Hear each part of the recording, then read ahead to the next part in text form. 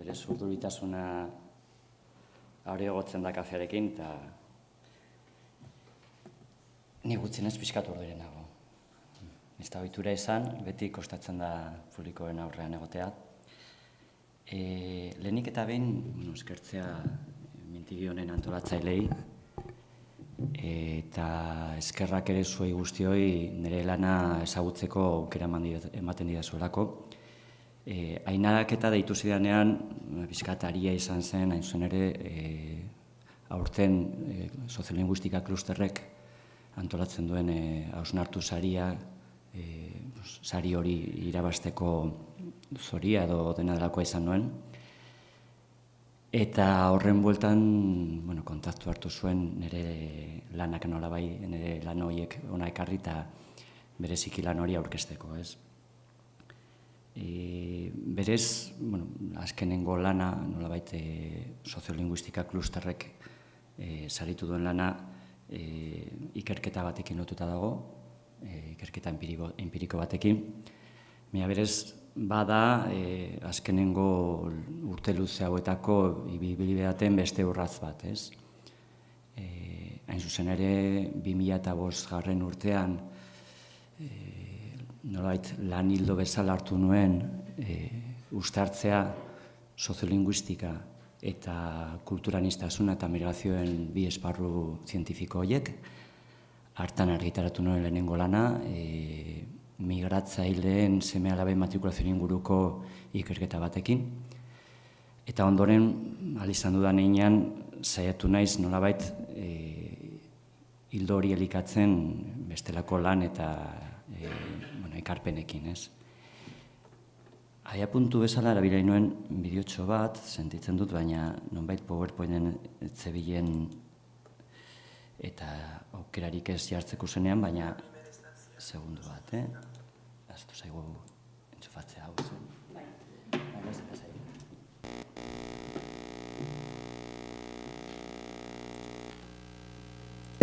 En una primera instancia, nosotros llegamos, primero llegué yo, después llegó el resto de la familia y nos instalamos en Berriozar. Nosotros igual llegamos un poco tarde al proceso de matriculación, pero entendemos que hay un derecho básico. Llegamos tarde porque Mauricio llegó de Chile en agosto y los procesos de matriculación son en mayo, en junio. Entonces, en este proceso no nos dieron la opción de matricularlo en euskera porque decían que como él llegaba de Chile, un país castellano parlante, lo lógico era que él estudiara en castellano. En ese momento mi hijo no sabía leer y escribir, que era un argumento bastante sólido. Si nos centramos en el tema del euskera, ni siquiera se ha mencionado. David Madrilen jaio zen, bere familia Txiletik etorri zen Estatu Espainola bizitzera aspaldi. Ondoren bera bueltatu zen Txilera, eta han pertsona bat ezagutu zuen, Txilekoa ere, Lorena, bera etorri zen ona, Euskal Herrira, eta ondoren bere bikotea etorri zen, bere bikoteak zeukan haur bat, eta ondoren beste bat izan zuten hemen, ez? Berak pixkat kontatzen duen bere historia, niretzat ez da berria, holako testigantza asko jaso ditut azkenengo 10 urte hauetan, eta hori izan zen nolabait lan honen abiapuntua, ez? Normalean egiten diren ikerketetan eta holakoetan esaten da badagoela justifikazio bat, badagoela nolabait abiapuntu bat, eta nire lan honen abiapuntua izan zen holako testigantzetan jasotako errealitate bat, ez? Eta horrek nolabait kezka bat piztu zuen eregan. Eta zuzen ere lan honetan nolabait gaitzat hartu nuena izan zen aztertzea zein zen harrera eragileren aldetik eta zedarrituta, nolabait mugatuta administrazioz kanpoko eragileen esparruan, zein zen bereien aldetik ematen zen hizkuntzen inguruko trataera, ez? Hori nolabait pixkat marko akademiko batean jorratoko lana izanik, lan honek daukan egitura, bada esan dezagun egitura oso formala, baina bereziki punto zentrala honetan izan zen ikerketa kualitatibo bat, zenen kasuaren azterketa, eta hori da nolabait lan honen elementu zentrala, ez? Gainontzeko elementuak ere jorratu izan dira, baina bereziki hor zentratu da lana, ez? 2012 hasi nintzen lan honekin, 2012 urtean hasi nintzen lan egiten, ondoren kontu pertsonalak eta arteko joan zen luzatzen prozesua, eta 2016an bukatu nuen Carlos Vilches soziologoaren laguntzarekin, bere zuzendaritzapean. Abia puntuan honen atzen ere gontzen Bilboko IPSJT elkarteren laguntza. Eta lehen aipatu bezala hor hausnartu saria irabazi zuen ikerketa honek, eta bat aldizkarian aldizkariko artikulu batean argitatu zen hausnartu saria argitatuko lana.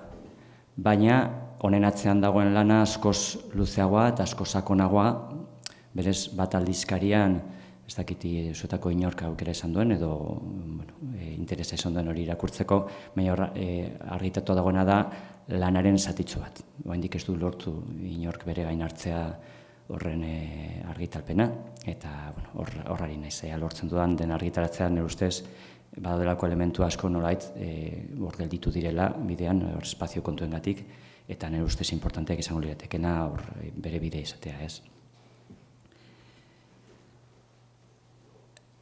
Formulazioa, pixkat, normait ikerketetan egiten den moduan logika batean kokatzen da, eta nire ustez retorikoa esan daiteke, bereziki lotua dagoelako izenburuekin, baina nire ustez interesgarria da elementu guztia ema gainen jartzea, ez? Testuinguru orokorra da gutxitako hizkuntzen testuingurua, hain zuzen ere, harrera hitz egiten ari garen, ez delako berdina harrera egitea Madrilen, Parisen, edo egitea gure bezalako estaturik gabeko hizkuntza edo kultur komunitate batean, ez? Horrek markatzen du erabat harreren nondik norakoa eta harreren azterketa, ez?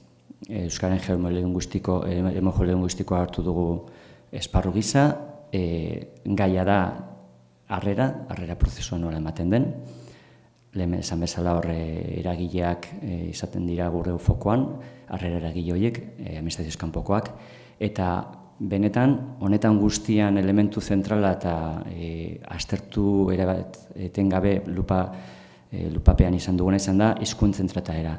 Eta esaten dut hizkuntzen trataera, pluralean zuen ere, ez delako bakarri aztertzen ikerketa honetan euskararen trataera, baizik eta euskararen trataerarekin batera migratzaile horien jatorrizko hizkuntzen trataera ere.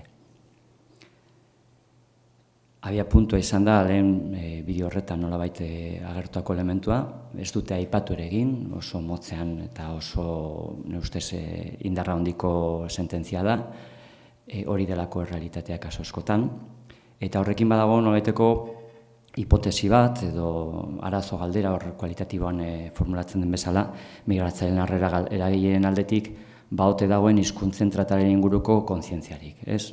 Eta hor, joko bikoitza horretan, izan ere gutxiagoteko bertako hizkuntza euskararen inguruan, baita migratzaileen jatorrizko hizkuntzen inguruan. Helburu orokorra da migratzen harrera eragileen zeragina aztertzea, eta hor hizkuntzen trataren ikuspuntutik, baina hori gero plano zehatzago batera eramaten badugu, aztertu dugu nolabait helburu zehatzekin harreraren nondik norakoa, nolabait horretan kokatzeko gu, jakiteko nolakoa den harrera, ondoren harrera eragileen jarrera eta portaera euskararen ikuspuntutik, eta hirugarrenik harrera eragileen jarrera eta portaera migratzaileen jatorrizko hizkuntzen ikuspuntutik. marko teorikoan, nolabait agertzen zaizkigu hiru zutabe elementu horiek, batetik soziolinguistikaren esparrua, bestetik migrazioak eta aniztasun kulturalaren esparruak, eta azkenik identitate etnokulturalaren azterketa. Eta hori gehiago lotuta dago agian antropologiaren ikuspuntuarekin. Nik esan bezala, hasieran soziolinguistika eta migrazioak eta aniztasun kultural bi esparru zientifiko egiten aritu nesken urte hauetan, eta formazioz edo nik fokoa hor jartzen dut. Baina beste zutabe hori ere agertzen zaigu, eta hainbat momentuetan sakonki aztertu gabe, baina hor mahai gainean ere badago. Nire fokoa bereziki jartzen da, batik soziolinguistikaren azterketaren ikuspuntutik, hor daukagu gutxiagotoko hizkuntzen kudeaketa, Euskal Herrian horretaz aritzen gara, desente, maila teorikoan, baina askotan praktikoan, baina teorikoan ere hor badauka ekarpenak bai bertakoak, eta bai bereziki kanpotik hartzen ditugun, oinarrizko indar berritzeko ereduak, normalizazio prozesuak, eta bar. Eta migrazioak eta aniztasun etnokulturalen ikuspuntutik, normalean kontuan izaten dira eredu orokor batzu, normalean izaten direnak multikulturalismoa, interkulturalismo eta pluralismo nik deitzen da asimilazionista, hor baude eredu teoriko batzu, autore batzu horretan aritzen direnak. Baina nik mahai gainean jartzen duena da beti estaturik gabeko nazio edo komunitate etnokulturalen ikuspuntu propioaren beharra. Ere nik praktikan eta teorian ikusten duena da eredu orokorroiek ongi daudela, beharrezkoa direla, baina askotan gero hori eramaten dugunean gurea bezalako estaturik gabeko nazio baten kasura hankamoz gelditzen zaizkigula hainbat kontuetan, ez? Eta ikuspegi propio horren beharra aldarrikatzen dut, hain zuen ere ustez, badaudelako elementu interesgarri batzu, baina plano teorikoan nire ustez hutsune badago. Eta nik nire karpen zume eta nik beste pertsona batzuekin ere horretan aritu garenak, mahai gainen jartzen dudana da soziolinguistikaren planoan, esaten duguna horre, baudela batetik hizkuntza endogenoak indarberritzeko prozesuak, eta gero ikusiko dugun bezala ere, gutzeko hizkuntzen azterketa plan honetara ekartzen dugunean ere, azken finean ere, horra agertzen zizkigu beste hizkuntza horien prozesuak, eta horiek ere, hainbatean soziolinguistikaren ikuspegikin ere lotuta dago. Eta migrazioak eta aniztasun etnokulturalaren planoan, kultura aniztasun exogenoa, alegia kanpotik etorri dena kudeatzeko eredu propio horretan, nik planteatzen dut, azken finean ikerlari eta zientifiko guztiek egiten dute beren autua, nik gutxin ez dut sinisten neutraltasunean, eta nik planteatzen duen honetan bi printzipio nagusi. Batetik, aniztasunaren onarpena, onarpen positiboa, eta hori lotuta bereziki praktikan printzipio zehatz batekin elkarren aitortza, eta beste bigarren printzipio nagusi bezala disimetriaren onarpena. Disimetria hemen esan oso gutxitan ebiltzen da, Katalunian badago kultura gehiago arlo zientifikoan, agertzen da gehiago hemen baino. Eta gehien bat lotuta dago, esan dezagun, gurea bezalako prozesuetan, gutxiagotako hizkuntza eta kulturen kasuan, egoera ez simetrikoa nolabait aldarrikatzekoren legitimitatea. Alegia, gure hizkuntza berreskuratzeko, normalizatzeko, ezinbestez behar dela egoera ez simetriko bat, ez? Eta kasu honetan, asimetriaz baino disimetriaz hitz egiten da, ez? Plano metodologikoan, esan bezala ikerketa kualitatiboa da, 22 elkarrizketa sakon egin ziren 2012-2013 urtean bitartean, hor harrera eragileak izan ziren aztertutako eragileak, Eta ondoren, 2015-16 urte bitartean, lan abokatzeko ginuen kontrasteriketa bat. Eta kontrasteriketa bat esaten dut, zelako azterketa bat denboran zehar, baizik eta analizatzea galdera batzuen bidez, ea egoera aldatu zen, normalki olako ikerketan 3 urteko epea ez da oso handia, baina bada espada ere egin nahi izan nuen alako kontraste bat ikusteko egoera aldatu zen 3 urte horietan. Eta elementu guztia gainera gero txertatu nituen ikerketan, ez? Ondoren material horre guztien esplotazioa, 22 elkarrizketa sakon, 24, 25 orduko materiala da, materiala desente, eta horrek ekarri zuen ondoren diskursoen analizia eta horren interpretazioa. Abia puntu bezala, esaten duen, harrera eragileak eta zentzu dira, non daude, hain zuen ere abia puntu bezala, prebio bezala, 2002 urtean egin nuen kulturaniztasunarekin lotutako eragileen mapa bat Euskal Herri mailakoa. Baziren, esatako migratzaile elkarte zerrendak, solteak toki batzutako, bestekoak, bakoitza bere alde hon eta txarrekin, baina berez kulturaniztasunen ikuspegi zabal eta integral batetik ez zegoen olakorik, eta abiapuntu gisa egin nuen hori nolabait zensatu eta aztertu Euskal Herri osoan zeintzuk zeukaten nola olako loturarik gai honekin. Eta hor, aipatu bezala hor 1000 eragile inguru, esparru desberdinetakoak, hori argitaratu zen IPSIT elkarteren eskutik, eta berez online dago, zen inoiz behar baduen baduzue, badaukazu aukera gida hori eskuratzeko eta konsultak egiteko nahi duzuen moduan. Eta horrekin guztiarekin egin zuen matrize bat, abiapuntu harturik aldagai batzu,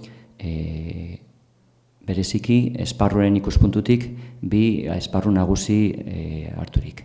Batetik migrazio edota kulturaniztasunaren esparruarekin loturik, eta bestetik euskararen esparruarekin. Hain zuzen ere, harreraren mundillo horretan baziren eragile batzu hor berez modu natural baten azkenengo urte luze hauetan aritu direnak, batzu asistentzialak, bat igual migratzaileen harrera agileak izan daitezkenak modu konbentzional batean, sindikatuak ere hortan aritu dira. Gero aniztasun etnokulturaren esparru horretan baude migratzaile elkarteak, erlijio elkarteak ere, ez dakit gero aipatu duen bezala, aipatuko nuken bezala, erlijio elkarteek oso lotura zuzena daukate horietako asko aniztasun etnokulturarekin, eta paper oso garrantzua jokatzen duten entzuen ere harreraren ikuspuntutik. Eta gero eskualdetako etxe, Espainiako eskualdetako etxe bat ere hartu nahi izan nuen, ez dakit, test moduan ikusteko ze punturaino konparagarria izan liteke beraiek bere garaian egin zuten papera harreraren ikuspuntuik eta gaur egun zertan ari diren horretan, eta pixkat test gisa hartu nuen ere horietako bat, gaina elkarte eta pertsona referentzial batekin, entzuen ere konparagarritasuna hori egin ahal izateko. Eta Euskararen esparruan, aipatu bezala, azkenengo urte hauetan euskalgintzako eragile batzu hasi dira nolabait herreraren inguruko lantzoak egiten, batzu definiturik erabat harrerarekin, beste batzu ezain zuzenki, baina hortan aritzen dira, eta eragileetako batzu ere elkarrizkatatu nituen, hain zuzen ere lortzeko ikuspegi orokor hori, ez? Hankamoz gelditu zean iparraldea, hasieran aurrikusta ziren hor 4 elkarrizketa, baina momentu batean hor blokeo bat sortu zen, han nituen laguntzailekin, eta gelditu zen hankamoz alde hortatik. Beraz, datuen interpretazioari dagokionez, mahai gainean jartzen elementu bada, iparraldeen egindako elkarrizketa bakarrarekin ezin direla datu horien interpretazioa ezin dela nolabait orokortu Euskararen mailakoa, eta laren nahiago izan nuen mantentzea iparraldeko elkarrizketa hori momentu batean pentsatu nolako baztertzea eta planteatzea Euskal Herri hegoaldeko azterketa bat izatea, baina hain interesgarria ziren hor elkarrizketa horretan agertuko elementu batzu mantendu izan dituena beti ere prebentzio puntu horrekin, ez? Aldagaiak desberdin izan ziren, batetik sartu nituen eragileen izaera, lehen aipatutako horiek, kokapen geografikoa, eremu geografikoa ere, bai non dauden hiria, herriak, eta gero hori eskualdeak eta bar. Densitate demolinguistiko ere kontutan izan nuen, Euskararen estatusa, bereziki iparraldetan Nafarroaren kasuan elementu interesgarria delako, eta migratzaile elkarteen kasuan ere jatorriarekin jokatu izan nuen ere pixkat ere realitate ezberdinak ikusteko, eta esan bezala, lehen aipatu dut ere erlijioaren elementua, eta aldagai horiek ere hartu nahi izan duten, batik erlijiorena eta bestetik generoaren ikuspuntutik lanean ari ziren elkarteak. Bueno, esan bezala, hori guztia ordu askotako lana da, atzean material volumen oso handia da, eta ondori begira, nik egitura bat aurkeztu izan dut, hor lan horretan erabiltzen nuena, 5 puntu horietan nolabait saiatu naiz antolatzen ondori guztiak. Bakarri ekarri ditut ona, nolabait esanguratsuenak diren elementuak, zen orduetako lana esan liteke aurkeztea horre agertzen diren elementu guztiak, eta ez ditugu, eta gainera segurazki aspertuko zaite batzu. Baina gutxienez, bai 5 puntu horien bueltan saiatuko naiz ondorio nagusi batzu aurkezten, eta gero denbora ematen baldin badit ere, pixka eta hausnarketa bat egingo dut ere transmisio sozializazioaren ikuspuntutik. Nik hor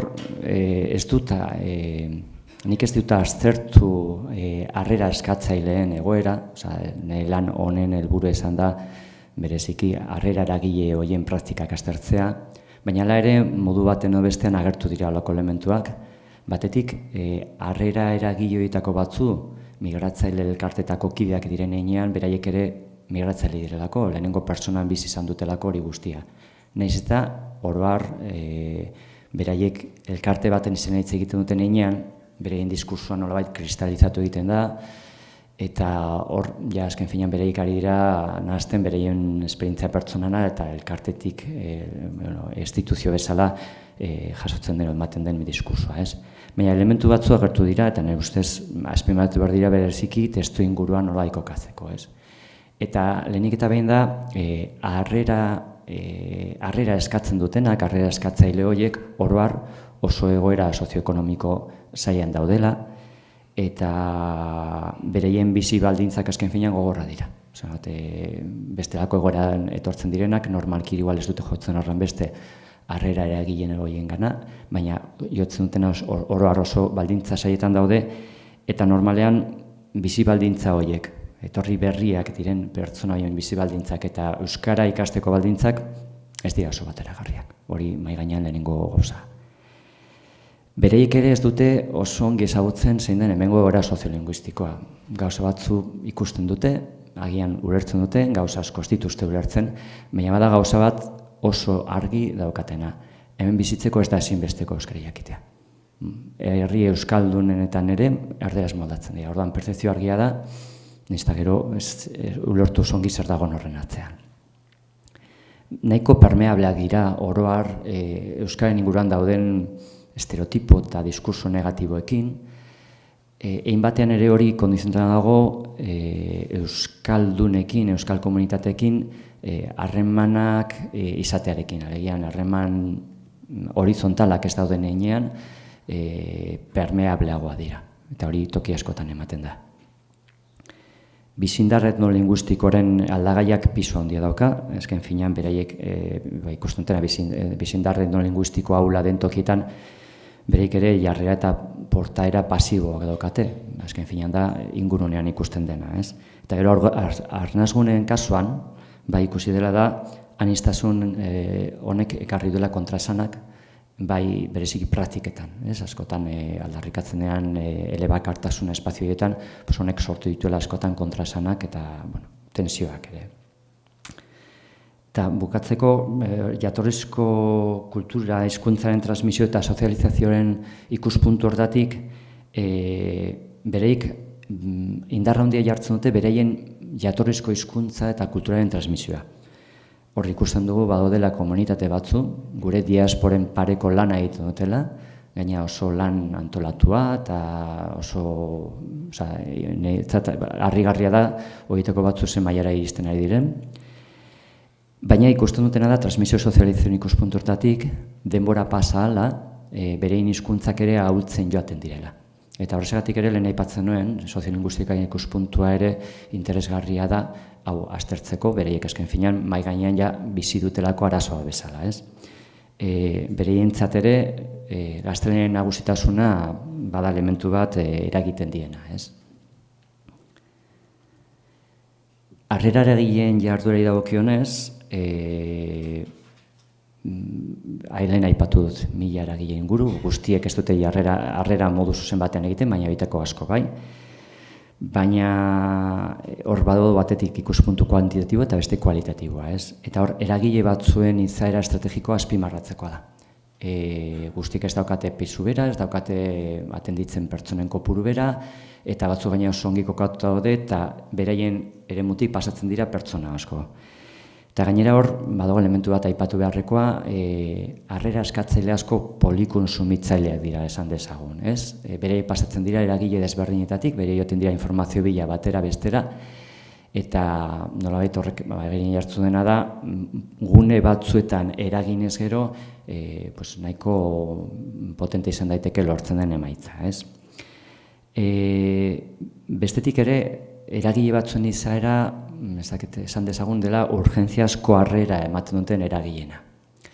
Eta kasu horietan, ikuspegi soziokulturala txertatzea oso komplikatua da. Hau ez da momentua, diskurso hori pisu handia dauka gune horietan. Ara joten den jendea oso egoera eta oso baldintzetzarretan joten da, lehentasunak dira, esan dezagun lehenengo mailakoak, eta zegoen esateko esaldi bat, kortzen esaten, hemen gure erabiltzaileentzat, baita voluntarioentzat, kultura luso bada, bereiek daukaten bizipena hori, ez? Marko teorikoari dagokionez, iruditzen zaite interesgarria aipatzea, diskursoetan eta praktikaten ere, esparrunetan, harreren esparruan sartu diren euskalgintzako eragileen aldetik, oso elementu berritzaileak agertu direla. Eusen ere, orain arte, bai euskarari dagokionez, baina baita kulturaniztasunen kudeaketaren inguruan, ez zegoen harreraren munduan hausnarketa hondirik, eta euskalgintzako eragile batzuek ekarri dute. Batzutan bere prozesu horretan ari dira, eraikitzen hori guztia, baina elementu berriak agertu dira euskalgintzako eragileen aldetik. Aniztasun etnolinguistikoaren kudeak egita dagokionez, oroar esan daiteke jatorrizko migratzaileen, jatorrizko kultura eta hizkuntzen mantentzen aldeko jarrera orokor positibo bat dagoela, baina gero hori ez dago protokolarizaturik. Alegia, jendeak, bai, ni ongi ikusten du mantentzea bere hizkuntzak. Eta zerbait egiten duzu, ez, eta datuak jasotzen dituzu horren inguruan, ez. Alegia, jarrera eta ongi, baina gero praktikan ez dela esertan gauzatzen hori, ez. Eta presentzia, hizkuntza horien presentzian harreran hutsaren hurrengoa izaten da. Salbuespena euskalgintzako eragia dira, hain zuzen ere beraien lehen aipatu den ikuspuntu berritzaile hortatik lehenengo momentutik saiatu direlako aintzat hartzen eta lehenengo mailan jartzen migratzen jatorrizko hizkuntzak eta erabiltzen gainera nobait zubi gisa lehen nik aipatutako printzipio orokor hori elkarren aitortzaren izenean pertsonaiek ere hurbiltzeko euskara, ez? Eta beste salbuespen bat izan ditezke migratzaile elkarte batzu, beraien hizkuntza propioan zuen ere, nolabait eskaintzen direlako harrera beraien herrikidei. Baina, azken finean, elkarte horietako asko ere, estatu-nazioen logikan antolatu daude, eta hor erreproduzitzen dare, beraien jatorrizko estatu-nazioan ematen den nolai konflikto linguistikoak, ez? Hain zen ere, bertako estatuan hizkuntza nagusia balin bada gaztelania edo wolofa dena delakoa, hemengo elkartetan ere konflikto hori ematen da. Eta, nik uste horre importantena da aipatzea ere rekonozimiento horren balioa euskalgintzako eragileen aldetik bereiek erabiltzen edako nire ustez modu inteligente batean, ez? Euskaren normalizazioakinez, Euskaren presentzian Euskalgintzako eragileak salbu minimoa da. Minimoa utzaren urrengoa ez denean, ez. Transmititzen dituzten informazioak eta jarreren inguruan heterogetasuna handia dago. Zanatu badaude pertsona batzu oso jarrera proaktiboa daukatela, Euskararen inguruan berek islatzen dutena oso positiboa, eta ez naiz bakarri Euskalgintzako eragileaz, ez? Bestelako eragilez ere ari naiz. Eta bade beste batzu pasiboak edo neutragoak, eta gero bade beste batzu jarrera neutroa adierazten dutenak, baina gero partzikan, beraien praktika neutraltasunik ez, transmititzen dutena dira, entzuen ere, ikuspegi paternalista batzu, eta hori bereziki islatzen da, migratzelen seme-alaben matrikulazioan inguruan ematen dizkieten aholkuekin. Alegia, euskera, ongi polita, ez dakiz zer, baina jo, eske aurrek nahiko lana daukate gaztelen ikastarekin. Orduan, teoriaz ez dira saltzen euskararen kontrakoak, baina praktikan ikusten duna da olako jarrerak badaudela. Euskararen bizi indarren linguistikoen aldagaiak pisu handia dauka horren inguruan, zen azken finean euskara nagusia den inguruetan eragile horiek kontzientzia daukate eta euskararen egoera oso ahula den tokitan azken finean difuminatzen da, beraien egunerokoan ez dago presente hori guztia.